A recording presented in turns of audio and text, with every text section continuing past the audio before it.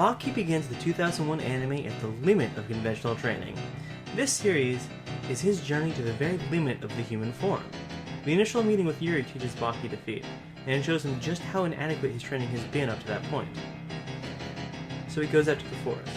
At first, Baki feels fear and weakness against the Yasha ape. But he doesn't give up, he perseveres. And so he throws himself off a cliff. Not just literally, but in a sense he makes a leap of faith. And this faith is in the growth and his desire to grow further and unlocking I think it was endorphins or he gets, adrenaline. As I call it in my notes, the Baki Neutron Brain Blast. Gotta blast! Reach for the stars. And upon the rematch, he is ready for the monster and proves himself to be the stronger beast. The Yasha ape shows an important departure from his mentality towards growing stronger than his father Yujiro. Baki can recognize the beauty in this creature and understands that there's value in its life. Baki comes back after mountain training, but is uninterested in fighting Yuri.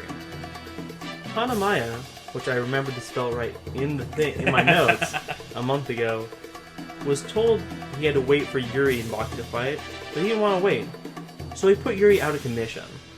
That's a really fun scene as well. I think it's definitely Yuri's best moment. I think if Yuri didn't have the gloves on, he still would have lost, but it would have been a better fight. Yeah, I completely agree.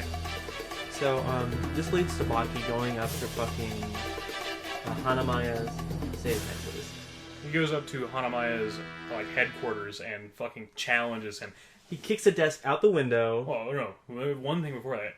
When he challenges him, you see him march up, and he's, covered in 20 guys, and he's just like, dude, hey, Hanamaya, I heard your song. Let's fight. He kicks the disc out, he knocks him to the ground, and then the police show up, so he just leaves, and Hanamaya's like, I get knocked to the ground, you get to fight back.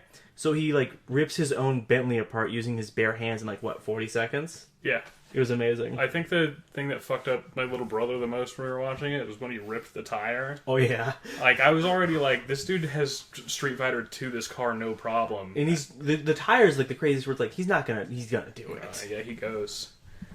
That leads to the nightclub fight, which I think is one of the best fights. It's definitely the best of the episodes we watched. There we see the fruition of the series so far. Baki is beaten to his limit, and in a sense, I don't think Baki, with his body alone, could beat Hanayama, but it's Baki's clever mind and his sense of strategy. I would say his natural fighting gift that leads him to the victory. It lasts about 2 episodes and keeps you engaged the entire time, and you're wondering how Baki's going to bring it back. And I think the final trick, Baki keeping glass in his cheek to wake him up. That is one of the things I have in my notes as well that is really fun. That's so fucking sick. I think the best part, probably of this first arc, is when it cuts to a fearless man. An uncut fearless man ain't no fearless man is a fucking sick quote, and that story's sick.